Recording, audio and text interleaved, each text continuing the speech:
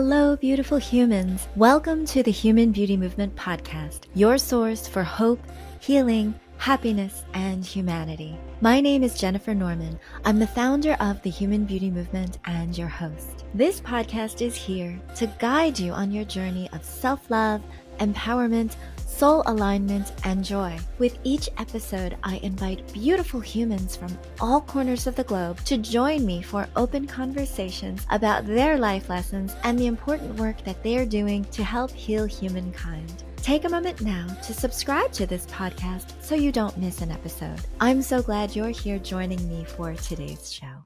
It's a fact, most of us want to live better and we want to feel better, especially if we've got something going on with our health. So today we're going to talk about a unique approach to well-being in the form of electromagnetic therapies. My guest today is Mark Fox, the founder and CEO of Resona Health. Mark is not just an entrepreneur, but he's also a scientist, engineer, author, creative thinking consultant, and a former space shuttle chief engineer. He's here to discuss ways that you and your pets can enhance well-being and vitality on the go. Now, before we begin, I want to disclaim that this podcast is for information and entertainment purposes only. We don't give medical advice and we don't treat, prevent, or cure any disease. No one's responsible for your health but you, so do consult with a professional licensed medical practitioner for guidance on your wellness-related needs. So with that, I'd like to welcome Mark to the show. Welcome, Mark. Hey, thank you so much for having me. This will be fun. Absolutely. I love talking about new modalities, things that people may not have heard of that could possibly help them feel better. And a while back on this show, I was joined by Laura Whitney. She is the founder of Soak Technologies. We talked about sound frequencies, and it was one of my most viewed podcast episodes. So I think that there's something to these frequencies myself. You work specifically with PEMFs, which are pulsed electromagnetic frequencies. So I would love if you could explain to everybody what this type of energy therapy is and how it works. Okay, I would start because you mentioned sound. I want to start at a higher level for a second. Of course. Is energy therapy, and there's different ways to deliver it, but they're similar. And so if you think of it this way, is nothing in the world happens without an energy exchange. So you don't breathe oxygen, you don't oxygenate your blood, you don't cook food, you don't make s'mores on a campfire, you don't fall down the stairs and break your leg, you don't have a tooth pulled. All of it requires energy exchange, okay? So if you think about it is that simple, so it doesn't get technical and complicated, the energy can be delivered, frequencies can be delivered with sound, light, vibration, electrical current, or magnetic fields, PEMF. So PEMF is just one way to deliver the frequencies. I got my feet on a prototype mat right now. This chair is a prototype for vibration, light devices to deliver it with light. So you don't get too hung up on the modality. PEMF, pulse electromagnetic fields, are not anything weird. It's the Earth's heartbeat. So the Earth is putting out 7.83 hertz. They're called the Schumann frequencies, named after Schumann. So you're surrounded in PEMF. Magnetic therapy, right? Been around for 4,000 years, 3,500 years. Plato and Socrates and those guys all documented it. What they found out is about 100 years ago that a pulse electromagnetic field instead of a static magnet is up to 100 times more therapeutic. So that's how it started to get its traction. PEMF is one of the better solutions because you don't have wires on you, okay? It's easy. And in the form factor that I have, it's therapy on the go. You just put it in your pocket. So if you just walk around, man on the street with a microphone and just ask anyone that walked by, hey, have you ever heard of PEMF? Probably 1 out of 20 and now maybe 2 out of 20 would say yes. And they're going to know about it from mostly a full body mat from a chiropractor or a doctor or their acupuncturist, that like a Beamer mat, and there's some other ones out there. So that's what they're going to be used to. But some of the newer devices like the Vibe that I have got it in a much more compact format. So it's smaller than your cell phone. So that's really what it is. It's an energy exchange. When people ask, well, how does it exactly work? Nobody knows how aspirin works either, or any drug for that matter. They don't. You have theories on how it works, but it's never been proven, right? So keep that in mind. But what has been shown is many times the cells in your body have an electrical charge like a car battery. And when that charge gets low, you get sick. So it recharges the cell's batteries. That's been shown to do that. PEMF has. And ATP adenosine triphosphate. It's the number one fuel that your body uses, your cells use for food. And then it can increase ATP up to 500%.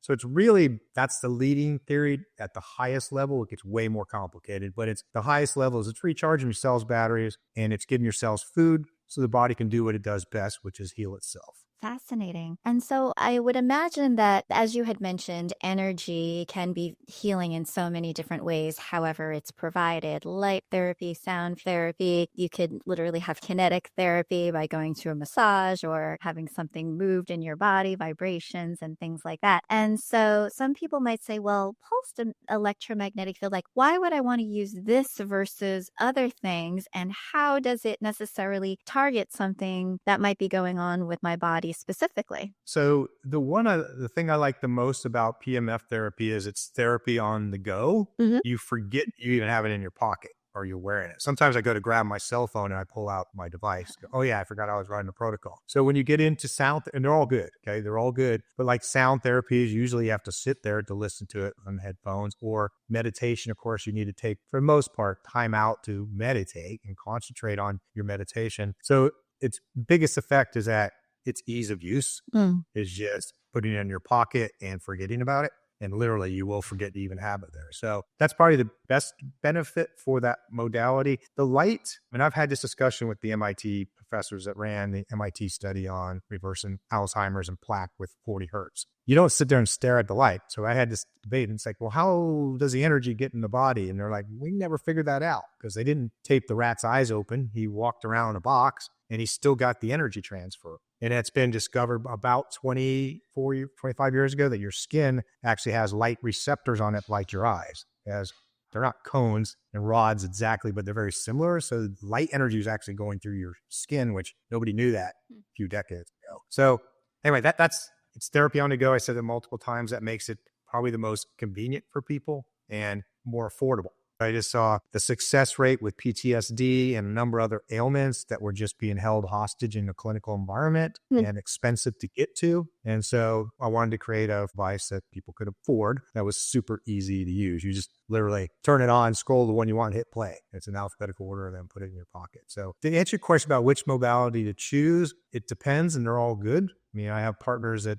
do sound bowls and all that stuff. They're fantastic. Again, just an easier mode to use it. Why they might want to use something specific like this is because everyone goes, what frequency is it run? No, it's not running a frequency. It's running frequency pairs. And if you think of it like a chord on a guitar, and then the protocols are songs. So it's changing the chord every 1 to 4 minutes. And where does that come from? It originally came from the research that was done in the early 1900s that all got scrapped in this country. Most of it because it got, quote, you lost your medical license in like 1934 if you practice electrical stimulation. There's a long history, rabbit hole, we can go down there. But a lot of that got lost. And in like 1990, a lady found an older machine with some frequencies on it, like 40 hertz inflammation, blah, blah, for this frequency, and just started to play with them. And then today has been about 8,000 practitioners in 35 years that have been playing songs, right? They're try this, add this note, take this out. You can think of it as a recipe, add a little thyme or oregano and take a little salt out of it. And does it make it better or not? So it's just been experimentation with people that have all these different ailments, and the frequencies and the protocols are different for each kind of an ailment. It's very specific. Oh, I get you. So you were talking about PTSD, which so many people suffer from. Your device, which is called Vibe, VIBE, is a pocket-sized device, which is kind of like the size of a cell phone. It kind of looks a little similar to like an iPod, and Mark is holding one up there for people to see. For those who are just on audio, it is like a little white, almost index card size device with a window on it with a graphic monitor on it, which essentially allows you to select from, I believe it's 59 different protocols, different modalities. And perhaps, Mark, you can explain which types of modalities you offer. And then if we were to use the example of PTSD, how that recipe came about. So there's 59 protocols on there, and 5 of them are brainwave protocols. A lot of people, your audience, will be familiar with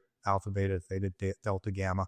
Those 5 can be repurposed to do another 70 things. So there's really like 130 or 40 different modalities. So obviously we can't go through them all. I'll tell you the ones that are not the most popular used, I guess, is PTSD and anxiety, because I've studied it so much. Nobody will believe this. They can look at the data. We have a 98% success rate. And that's measured by using the Veterans Administration PLC-5 testing. It's the same thing the Army's using, right? The military's using. And it's not, I started off targeting military people, but I have actually more civilian females customers than I do military for PTSD and trauma. Sure. Anxiety is in a second place because anxiety is the number one ailment for not only humans, horses, dogs across the planet, right?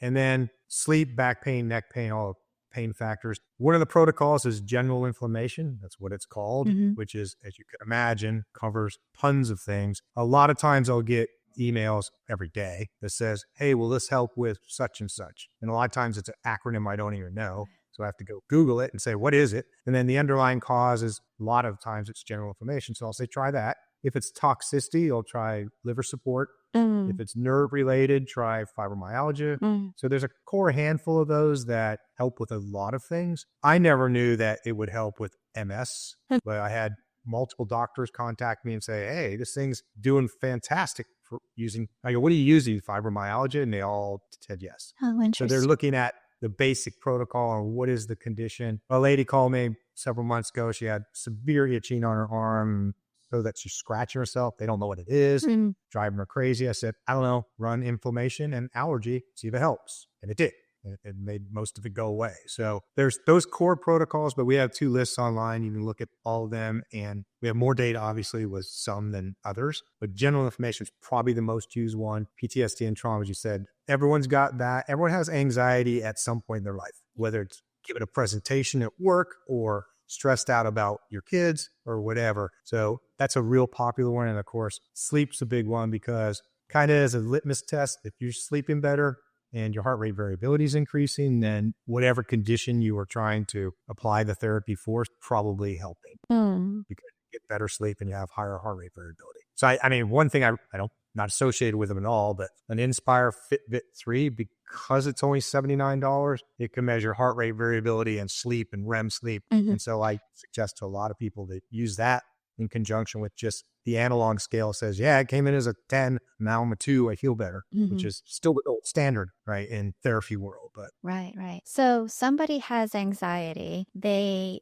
get the device, which is a small device which emits this undetectable orchestra, correct, of vibrations over a period of time. And some of the protocols are between 30 minutes, others are longer, 2 hours and such, from what I understand. And so the person can just literally have that device near their body. That it doesn't have to be touching their skin. It doesn't have to necessarily be right on them, but they can place it close to them and then go about their own business. They don't even really know that it's happening. Is that right? that's right. So the closer the better, because the magnetic field is going to drop off pretty quick with distance. Doesn't have to be against your skin, but if you have a big puffy ski jacket, probably don't do it that way, right? So you put it in your pocket, or you can wear it with a lanyard around your neck.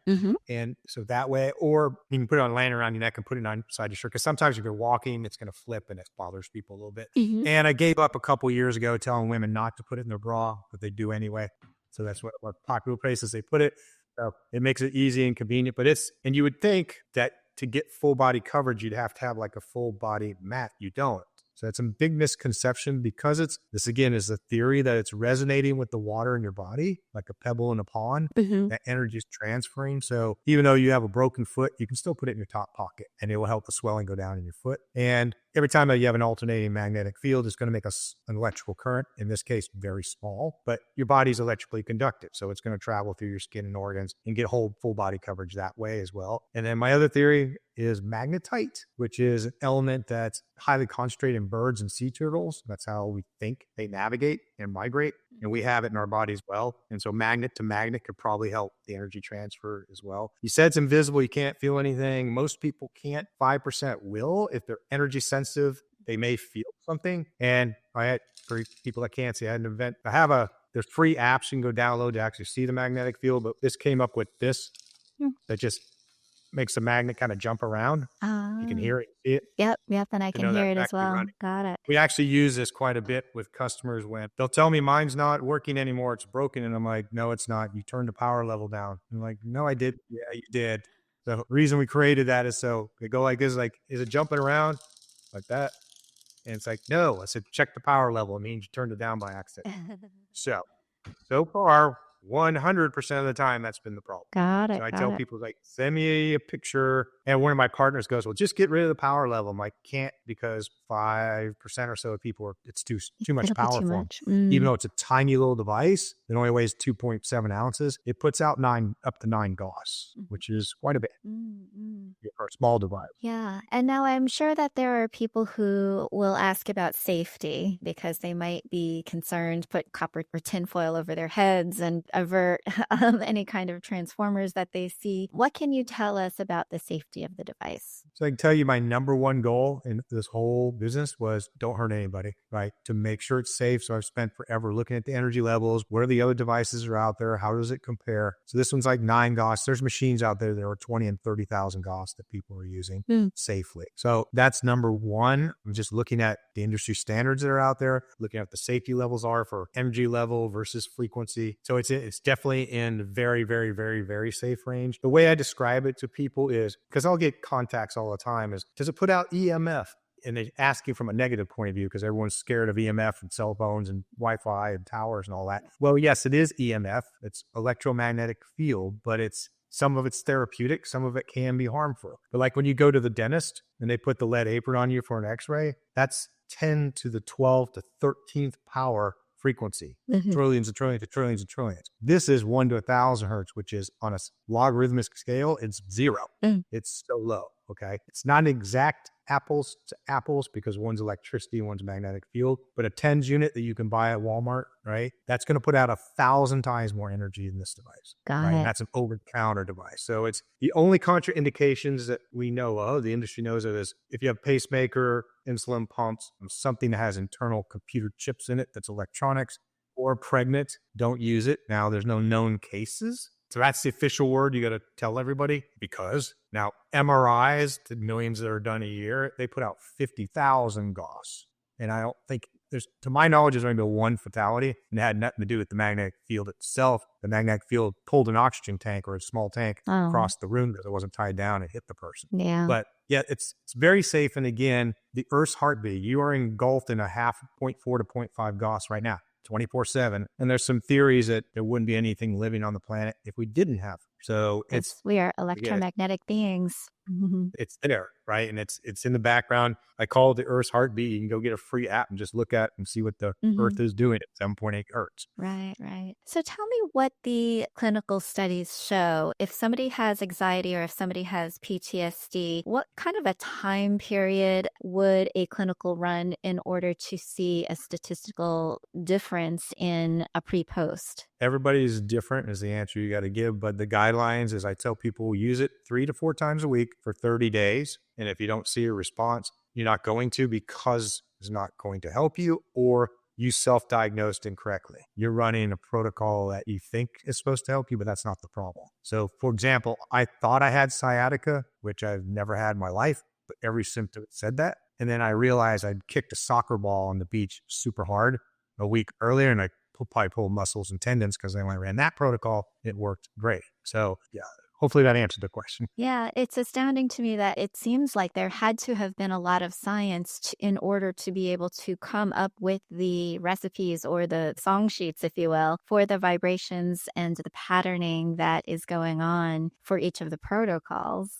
The sad part is, we already talked about, but I'll give a little more detail to it. The sad part is it's only in the United States. So I think it was 1910, a thing called the Flexion Report that came out. And there's a whole bunch of politics have been around forever. Okay. And the American Medical Association, equivalent at the time, decided that around 1934, they started enforcing that if you're doing anything but drugs and surgery, you're going to lose your medical license, and we're going to pull funding from the universities. So all that research most of it got lost.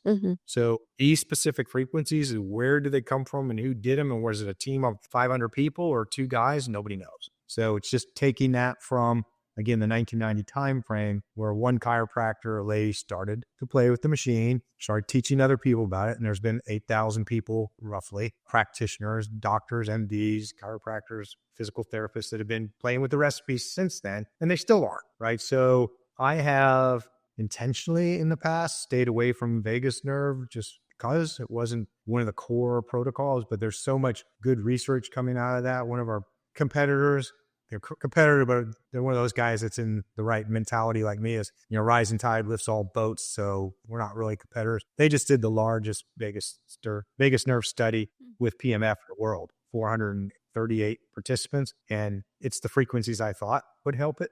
And so we're doing that right now where you said at the beginning for people and pets. So with dogs, we have a little bandana that it fits in. Oh. For horses, we have a band that looks like that so people can see it. It goes around the horse's neck. Right? So a human being and a horse and most mammals have a vagus nerve comes from the brain down both sides of the neck. In a human, it actually concentrates. It's clustered right in your chest. Not so much as for a horse, but we're getting fantastic results with horse owners that they're shocked because I have bets with a bunch of them. This little device can't do something for a 2,000-pound animal. I go, yeah, it can. In fact, the large machines where you're flexing their muscles like a TENS unit is overkilling. And so we're seeing some great response. And horses, even though they're big, they're more energy sensitive than people, right? That most horse owners would agree with that. So bigger is not better when it comes to electromagnetic fields. And there's most of the studies that are done and are published in NIH are actually at a very low Gauss level. The energy level is actually very low. So bigger is not better. Some people will tell you that, the ones that sell the bigger machines, but the data's not showing that. But there you can range from this is complete voodoo. So that was my number one goal. Number two goal after safety is I don't want to sell voodoo. That's why I've done as many studies as I can. I've got multiple studies going on now. The PTSD study we did was very extensive because I'm a rocket scientist. I don't believe this either. This is like magic. But I've been looking at it for 28 years and there's just too much data there. NASA's been using it since 1970s because you can't get to Mars. You can't have long duration spaceflight even on a space station without losing bone density. So they spent millions and millions of research looking at that. And anyone can go Google that. When you can go to PubMed and just type in PEMF, you'll see at least 600 articles showed up. And my understanding, there's like 35,000 roughly articles that have been published on PMF. And there's actually probably tons and tons and tons more in the other countries that we just have not been translated and we don't have access to. Right. I think that a lot of people are really opening up to the idea of alternative therapies beyond prescriptions, beyond the surgeries, and are really seeking things that are a bit more holistic or even just something that's less invasive, something that is not as chemical as other things that are prescribed and put in the bodies. And I know the folks that listen to this particular podcast very much understand the concept of energy healing, whether it be from one human to another, whether it be just like a spiritual or an aura perspective, or even if it is from a field. And the concept of PEMF, I think, aside from the fact that people need to be assured about the safety measures, would find it very intriguing that there are so many different protocols that your device offers for a whole host of different issues. And it's not something that they have to feel trapped to, like strapped into a device, or have to like spend a whole lot of extra time. It's something that they can literally do while they're doing anything else, working, playing, what have you. And they're also receiving this kind of treatment. So it's not invasive, it's safe, it's something that you can carry with you, and it's very simple. And there's a guarantee also. So if you're concerned if it doesn't work, there's always, if it doesn't, then it doesn't. But certainly the science is intriguing and compelling. And I'm sure that there's a whole future in it too. Where do you think that the future is going to be in PMF technology? When I answered it like I did the first question at a higher level, instead of just PMF, I'm say where I think energy is going is going to get smaller, more wearable. So I actually hate to show people this, we probably will be putting out a watch version. Oh, okay. You just wear a watch and get that to focus. And as I already said with the vagus nerve, so because on the human vagus nerve clusters from both sides here, we're developing a piece of jewelry, looks like a pendant. So it's going to be a long pendant that is going to be even simpler. It's going to be the simplest device possible. You're going to have, it has an on button. That's amazing. Yeah. You don't get to pick anything. You don't get to do nothing. You turn it on and a little light's going to come on and says it's on. That's it. So the other engineer that's working with me is like, what's the three lights for? He goes, low, medium, and high level. No, we're not doing any of that. We're just doing one level. It's going to be so simple. Anyone can turn it on. So that's where I think it's going. My dream, and if anyone at Philips that makes smart light bulbs will call me back, which they will not, we would have this. So and I'm going to say it quietly. Maybe she shut the door. So, because if you say her name, you're going to start talking to Alexa over there, right? So, what are my end goal? One of them, like to answer your question, what I foresee happening is Alexa, run dementia in the living room and have it run through the lights, and the people don't even know they're getting the therapy. Wow. Okay. So just like MIT right now is flickering a light at 40 hertz, we can run the entire protocol. I already built prototypes, I already have it.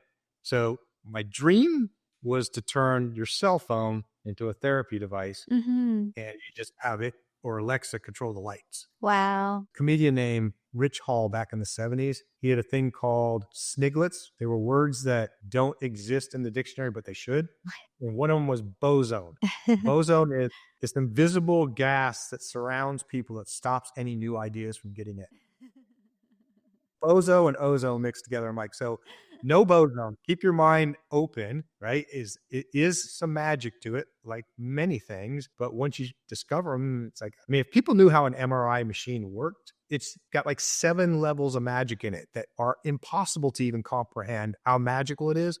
And that's used, like I said, 1 million times a year, right? And it's magnetic resonance imaging. So it's a therapeutic tool. This is magnetic resonance therapy. So, excuse me, the MRI is a diagnostic tool. This is a therapeutic tool. They both use magnetic resonance. And some of the simplest ones of what is resonance, you all know what it is. When you hit your garage door opener, why does it open your garage and nobody else's? Or you open your car fob with your key, unlocks your door, not the car next to it. Because it's resonating with the sending and the receiving unit. Same as Memorex, the old commercials where you break glass with your voice, all those type of things. So resonance is not anything new. PEMF is not anything new to Earth's heartbeat. It's just being applied with more specific frequencies to help relieve. And you mentioned earlier about people not wanting as much drugs, and that is true. Most people that find this technology, they're hurting mentally, physically, or usually both, and nothing else is working for them. So it's not so much that they don't want a drug. For most people, it's like a drug isn't helping, or it's got so many side effects. We all know the 6 o'clock news commercials, right? Yeah. Here's what this drug is for. Here's 172 side effects of anal bleeding and death and heart attack and migraines and stuff. Like, that's way worse than the condition that I have. So nobody wants any of that. Right. So that's why people try to go use is like the other stuff hasn't worked for them. So that's usually when they'll go seek this out, is for that reason. I get you. That makes very good sense. So if people wanted to do their own research and find out a little bit more about Resona, about the technology, where can they look? Unique landing page will be resona.health/HBM. Okay. So it'll have knowledge base, go dig deeper here, do all this. And if they want to buy one, they're $399 retail. We'll give you listeners $150 off. Wow. And so they get it for $249. So that'll be on that page. And again, as you already mentioned, we have a money back guarantee. I don't want anyone to have one if it doesn't work for you. Exactly. We say we give it like a 30-day money back guarantee, but I'm even lenient with that. Sure. Just today, 2 or 3 people are like, can I keep it another couple weeks because of this? Like, sure. Got it. So we're lean. Just don't. But yeah, there you go. If there was 100 million double-blind studies, that's still not 100% for everybody. So you still don't know if it's going to work for you. Mm-hmm. They're never 100%. So give it a try and see. And that's usually people go, oh, okay, that makes more sense because they keep beaking up about the studies and stuff. It's like, one of the ones I didn't mention, I can't even say the D word, okay? But blood sugar, I can say, is we've gotten amazing results with blood sugar coming down rapidly. So that's really promising. We're trying to do a big study with that right now, getting that lined up. Nice. Getting doctors to finish stuff is tough. Yeah. And how many people would you include in a clinical when you were doing a study? So this will throw people off because most people are going to think the study has to be huge. The average NIH study for anything is about 20 people. It's not real large. And the answer comes down to statistics. So if the before and after are real close, I went from a score of 70 to 68, I need a big sample size.